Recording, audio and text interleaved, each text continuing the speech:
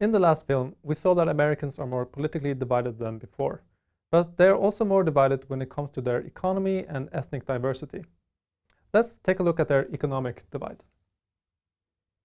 In American society, the economic divide can be seen on especially two fronts.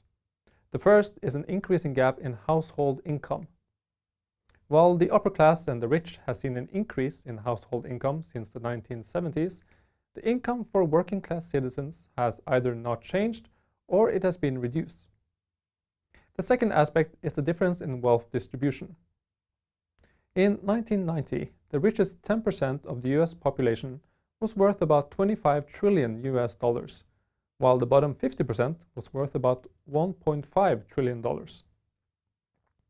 If we skip ahead to 2020, the richest 10% has increased their wealth from $25 to about $80 trillion. But the bottom 50% has only grown from $1.5 to about $2 trillion. Or, to put it simply, the rich has gotten richer and not much has happened to the poor.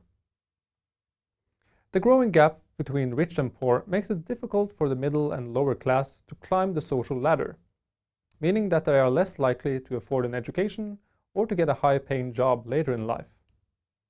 Working-class citizens often have several jobs just to make ends meet, which puts more pressure on their children and families to help out at home, which again gives them less time to pursue an education and increase their standard of living. In other words, if you are a poor or underprivileged American, you and your children will most likely continue to stay that way. The growing gap between rich and poor is also visible politically. A large portion of Americans agree that America is becoming a country controlled by the rich, but as we touched upon in the last video, they disagree about who is to blame and how it can be fixed. Republicans blame Democrats, Democrats blame Republicans, the poor blame the rich or large corporations, who they say only want to maximize profits, and the rich business owners blame federal taxes and illegal immigrants, who they say force wages down. Moving on to the last dimension that separates America is the tension regarding their ethnic diversity. America has a rich history with immigration. Countless people from all over the world have moved to America in search of a better life, and of course the slave trade transported millions of abducted Africans to America.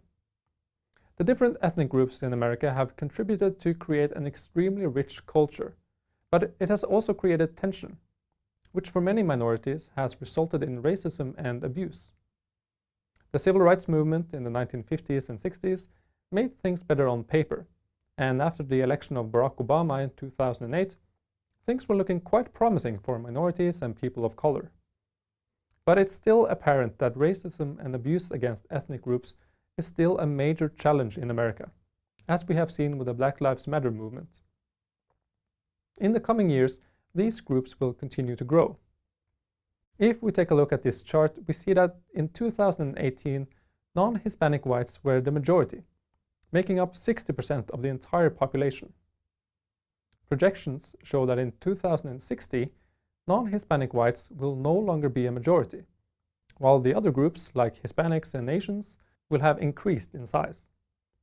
How this change will affect American society is difficult to predict, but this will almost certainly affect the tension between ethnic groups in the coming years, for better or for worse. So these are three ways in which America is divided. A natural question would be, why?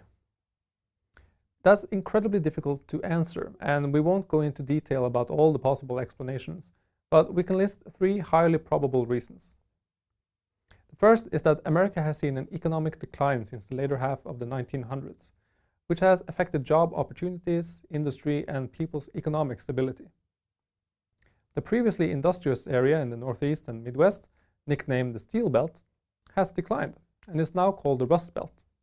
And this illustrates the decline in American production and industry in general. The second reason might be the hostile public climate, spurred on by former President Trump. We must note that a hostile public climate did not start with Trump, but it's safe to say that he escalated the negative public tone. The third reason might be the lack of social equality, which has been a part of America's history and diverse population for a very long time. How these things might evolve in the future remains to be seen.